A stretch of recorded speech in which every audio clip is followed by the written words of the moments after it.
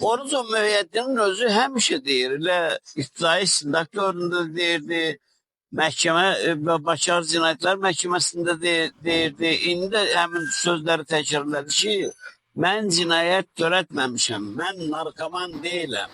Mən narkotiklərin qanunsuz dövriyyəsi ilə məşğul olmuram. Heç vaxt ağlıma da gəlməyib. Narkotik hansı rəngdədir, heç onu da bilmirəm. Müeyyidin Oruzon sağlamlığında müəyyən problemlər var.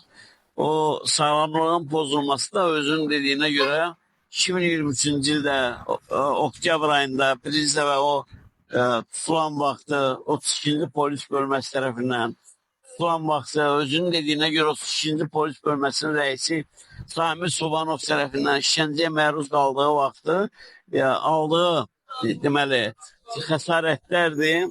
Aldığı fiziki istiraplar nəticəsində baş verib. İndi də həmin əziyyəti indi də çəkir. Onun əlamətləri indi də davam edir. Vəziyyəti belədir. Onun normal müayinəsi üçün dəfələrlə mən İstintaq Cəzaxanasının rəhbərliyinə müraciət eləmişəm. Tibb baş idarəsinə müraciət eləmişəm. Amma görünür ki, hələ müalicə o qədər də effektiv deyil, keyfiyyətli deyil. O səbəbdən onun yerində sağlamlıq sorununda və problemlər davam edir. Məni maraqlandıran bu qədər məhəllinin səhhətidir. Elə indi də gördüm ki, rəngi də avazıyıb. Müayinə etmirlər. Elə tabletka verməklə kim sağalır ki, sən nə bilirsən ki, o böyrəkdirmi, yoxsa ürəkdirmi, daxildə nə bilirsən, nə proses gedir. Yəni, müayinə olunmasa bu heç mümkün deyil. Bunun müayinəsini istəyirəm ki, müayinə olsun. Heç illər təpələrinə dəysin onların. Özümüz müayinə illərdə indi müalicəsi yenə orada gedər. Yəni, bunu tələb edirəm. Nə bilim, məhkəmə daim birinə qaldı. Yəni, heç nə gözləmir onlardan, nə gözləmir. Bu da serialın davamıdır. Çok ciddi ve çok absürt pozuntular var istintaqın gedişində.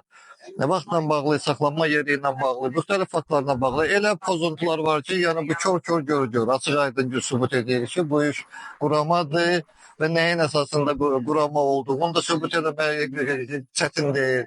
Bunlar heç biri olunmadı, heç gözləntü də yox idi. Yəni yəqin ki, mayın 1-də artıq hökm, ilkin məhkəmənin hökmü qüvvədə saxlanılacaq.